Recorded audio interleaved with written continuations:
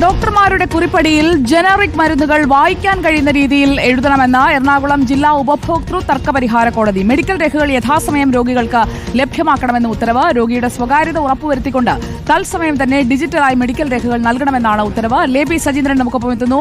Good evening ലേബി Sajeendran.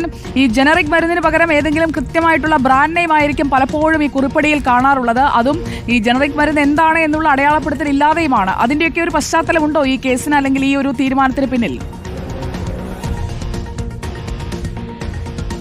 തീർച്ചയായും സുജി, അത് മാത്രമല്ല നമ്മൾ സാധാരണ വായിക്കാൻ സാധിക്കാത്ത കൈപ്പടയൊക്കെ കാണുമ്പോൾ ഡോക്ടർമാരുടെ കുറിപ്പടി പോലെ എന്നൊക്കെ തമാശ പറയാറുള്ളതാണല്ലോ. ഇനി ഏതായാലും അത്തരത്തിൽ ഡോക്ടർമാർക്ക് കുറിപ്പടി എഴുതാൻ സാധിക്കില്ല. അത്തരത്തിലാണ് എറണാകുളം ഉപഭോക്തൃ തർക്കപരിഹാര കോടതിയുടെ ഉത്തരവ് വന്നിരിക്കുന്നത്. ഇത് നോർത്ത് പറവൂർ സ്വദേശിയായ ഒരാളുടെ ഒരു ആശുപത്രിയുമായി ബന്ധപ്പെട്ട കേസ് പരിഗണിക്കവെയാണ് ഇത്തരത്തിലൊരു നിരീക്ഷണം ഇപ്പോൾ നടത്തിയിരിക്കുന്നത്.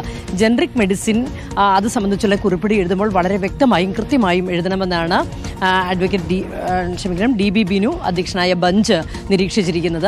അത് മാത്രമല്ല, ഇതിൽ എടുത്തു പറയേണ്ട കാര്യം, ഈ ഒരു ചികിത്സാ രേഖകൾ യഥാസമയം ലഭിക്കേണ്ടത് രോഗിയുടെ അവകാശം തന്നെയാണ് എന്ന് കോടതി പറഞ്ഞിരിക്കുന്നു. മാത്രമല്ല, ആരോഗ്യരംഗത്തെ സുതാര്യതയും പ്രതിബദ്ധതയും ഉറപ്പാക്കാൻ ഇത്തരത്തിൽ കൃത്യമായും വ്യക്തമായും കുറിപ്പടികൾ രേഖപ്പെടുത്തി നൽകണം. മാത്രമല്ല, ഒരു ആശുപത്രി രേഖകൾ, കൃത്യമായ ചികിത്സാ രേഖകൾ രോഗികൾക്ക് നൽകാൻ അവകാശമുണ്ട് എന്നുള്ള കാര്യം ചികിത്സയ്ക്ക് ഹാജരാകുമ്പോൾ, ചികിത്സയ്ക്ക് എത്തുമ്പോൾ തന്നെ രോഗിയെ അറിയിക്കേണ്ട ഉത്തരവാദിത്വമുണ്ട്. രോഗികൾ ആവശ്യപ്പെട്ടാൽ രോഗികൾക്കോ ബന്ധുക്കൾക്കോ അത് കൃത്യമായി ഡിജിറ്റലായി തന്നെ നൽകണം. അത്തരത്തിൽ രോഗി എന്ത് ചികിത്സയാണ് നൽകുന്നത്, ഏത് രീതിയിലുള്ള ചികിത്സയാണ് നൽകുന്നത് എന്നതിൻ്റെ വ്യക്തമായ ഒരു രൂപരേഖ അത്തരത്തിൽ രോഗികൾക്ക് ലഭിക്കുകയും ചെയ്യും. ഏതായാലും രോഗിയുടെ സ്വകാര്യത ഉറപ്പുവരുത്തിക്കൊണ്ട് തത്സമയം തന്നെ ഡിജിറ്റലായി മെഡിക്കൽ രേഖകൾ രോഗികൾക്കോ ബന്ധുക്കൾക്കോ നൽകാനാണ് ഇത്തരത്തിൽ എറണാകുളം ഉപഭോക്തൃ തർക്ക പരിഹാര കോടതി ഇപ്പോൾ ഉത്തരവ് നൽകിയിരിക്കുന്നത്. സുജയ.